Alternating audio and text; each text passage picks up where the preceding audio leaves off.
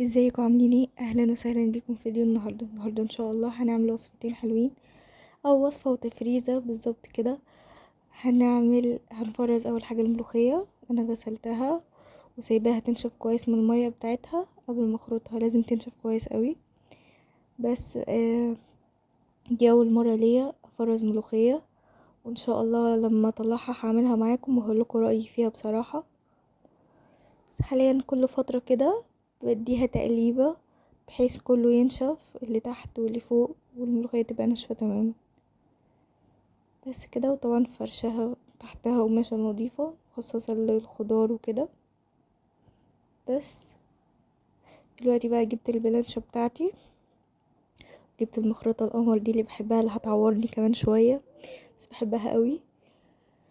دلوقتي هاخد شوية شوية عشان بصوا البلانشة بتاعتي صغيرة وانا لسه يعني جديد، فهخرط حبة حبة لحد ما اخلص الكمية بتاعتي كلها. تمام. وزي ما انتوا عارفين انا بحب الملوخيه خشنه، مبحبهاش متخرطه ناعم خالص. انا بوريكم صباعي اللي اتعور في المخرطه، رحت جبت معلقه على طول عشان انزل بيها، عشان مش هستعمل ايدي تاني وكده، عشان متعورش تاني يعني، كفايه مره. ادي الملوخيه بتاعتي. انا اخدت شويه اللي هطبخهم وخلي الباقي هفرزه بطريقتين، وبرضه هقولكم اي طريقه فيهم كانت احلى. كل حاجه ان شاء الله هنعملها مع بعض.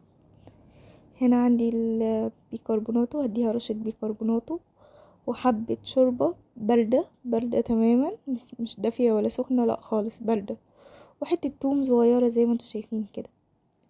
وهنزل دلوقتي بحبة الشوربة بتاعتي واقلب اشوفها هتحتاج قد ايه. بس على فكرة هحط الكمية اللي انتوا شفتوها كلها دي اهو. نزلت بالكمية بتاعتي كلها وفي كيس حفظ بتاع التلاجة وهحطه فيها وعلى قلب الفريزر على طول. وادي كده خلصت اول كيس، اول طريقة. يلا نعمل مع بعض الطريقة التانية. الطريقة التانية اسهل كمان، يعني حتة توم وحبة بيكربوناتو وبس، ولا شوربة ولا مية ولا اي حاجة خالص. ادي رشة البيكربوناتو. طبعا يا جماعة الكمية مش قليلة ولا حاجة، احنا اصلا اتنين يعني، ف في الكمية كده بالنسبة لنا حلوة قوي. وانتوا شايفينها دي ممكن ناكل فيها مرتين او 3 حتى، بس بالشكل ده. وهشيلها. تعالوا دلوقتي بقى هنعمل أكلة حلوة قوي أنا بحبها وبموت فيها. هنعمل أجنحة الدجاج. الأكلة دي أكتر حتة أصلا بحبها في الفرخة هي الجناح. نزلت الأجنحة بتاعتي كويس قوي ونضفتها.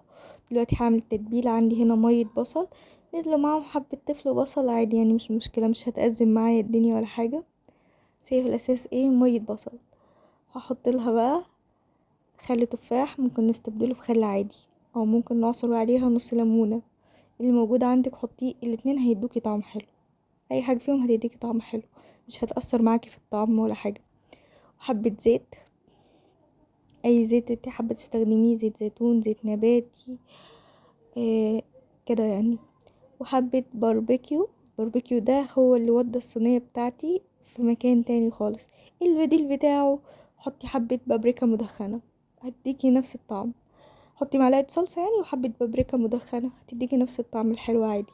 معندكيش بابريكا مدخنة حطي بابريكا عادي واديله فحماية في الاخر عادي. هنا حطيت بهارات فراخ وبابريكا مدخنة وملح وفلفل اسود وتوم باودر وبصل باودر وملح طبعا. بس فمش حابة طعم التدخين خالص، ضيفي بابريكا عادية او ما تضيفيش حاجة خالص، استكفي بالصلصة، استخدمي زي ما انتي عايزاه. بس بجد التتبيلة دي خلت الأجنحة يا جماعة طعمها تحفة، بالبدايل طبعا اللي انا قلتلكوا عليها. وان شاء الله باذن الله هسيب لكم البدايل بتاعتها في صندوق الوصف، بدايل البابريكا وكده.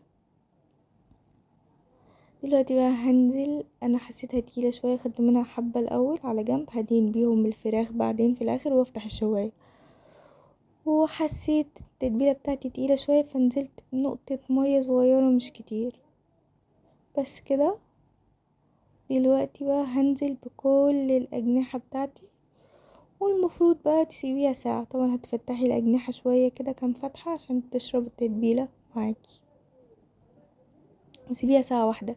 لو مسبتيهاش ودخلتيها الفرن برضو هتطلع حلوة. يعني انا المرة دي كنت مستعجلة دخلتها الفرن على طول، الحمد لله استوت.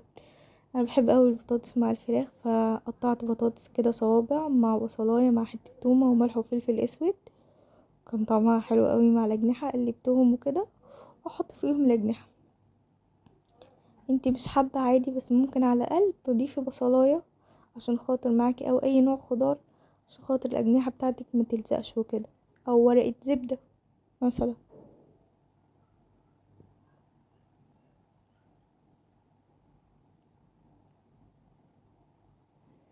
دلوقتي هرص الاجنحة بتاعتي بالشكل ده.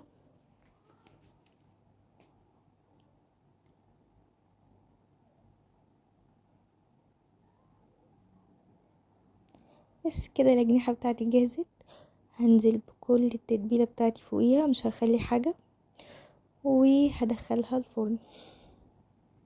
فرن سخنة على درجة 180 او 160 حسب درجة الحرارة عندك عشان تستوي. دي شكلها بعد ما طلعت كان شكلها حلو، بس انا حبيت اديها لون زيادة يعني، فضفت باقي التتبيلة بتاعتي وهفتح عليها الشواية. شوفوها بقى بفرشة بمعلقة زي ما انتوا عايزين.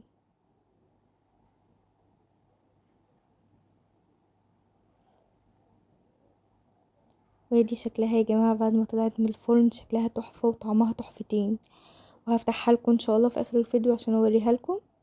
وبس كده بالشكل ده نكون وصلنا لنهاية الفيديو بتاعنا. لو عجبكم الفيديو ما تنسوش اللايك والشير والاشتراك في القناة، وهستنى تعليقاتكم تحت الفيديو. نتقابل ان شاء الله في فيديو جديد. مع السلامة.